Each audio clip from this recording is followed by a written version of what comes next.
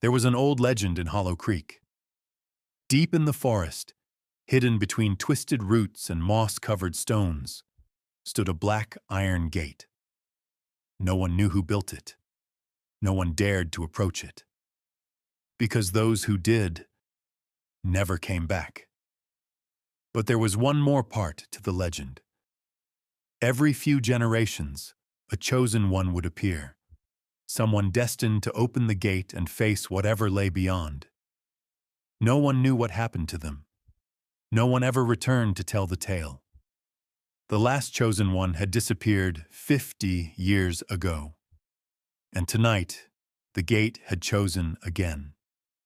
The arrival of the Mark Ethan Marshall never believed in legends. He was 17, skeptical, and too smart for his own good. But when he woke up one morning with a strange mark on his wrist, a symbol that pulsed with an eerie silver light, his entire world changed. At first he thought it was a prank, a joke. Then the whispers started. Soft at first, barely noticeable, but by nightfall, they were everywhere.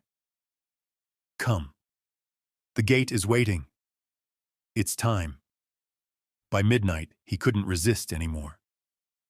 The gatekeeper Ethan arrived at the gate, his heart pounding. He wasn't alone. A man stood in front of it, tall, cloaked in black, his face hidden beneath a deep hood. The gatekeeper. "You're late," the figure said, his voice like rusted metal scraping against stone. Ethan swallowed hard. Who are you?" The gatekeeper tilted his head. "You already know." Ethan clenched his fists. "What's behind the gate?" Silence. Then, the gatekeeper spoke. "The end of your world, or its salvation." The other side, the gate swung open on its own. Ethan had no choice. He stepped through. The world shifted.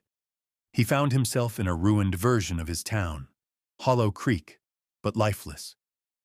The sky was a swirling abyss of gray and black. Buildings stood abandoned, frozen in time. Then he saw them. The others. People from different eras, wearing clothes from different time periods. Some from the 1800s, some from the 1900s. All chosen ones. And they were trapped here. "Ethan!" a voice called. He turned to see a girl, no older than him. Her eyes were hollow, her face tired. "You shouldn't have come." "Where am I?" he demanded. The girl sighed.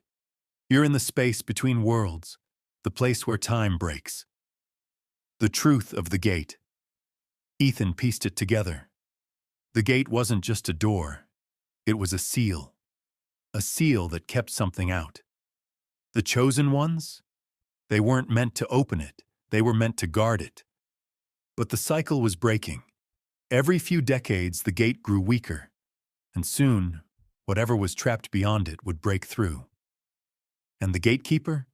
He wasn't a guardian. He was the prisoner. The final choice. Ethan turned to the girl. "How do we stop this?" "There's only one way." She hesitated. "One of us has to take the gatekeeper's place." Ethan's stomach twisted. The gatekeeper wasn't a protector. He was a sacrifice. Someone who had to stay behind and keep the gate sealed. Forever.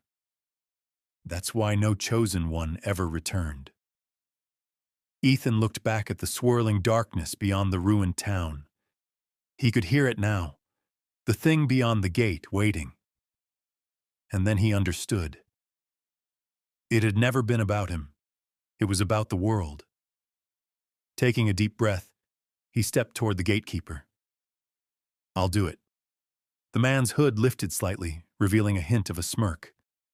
"Then your time begins." And just like that, Ethan Marshall became the next gatekeeper. The gate closed. The cycle continued. And in the real world, Hollow Creek forgot him.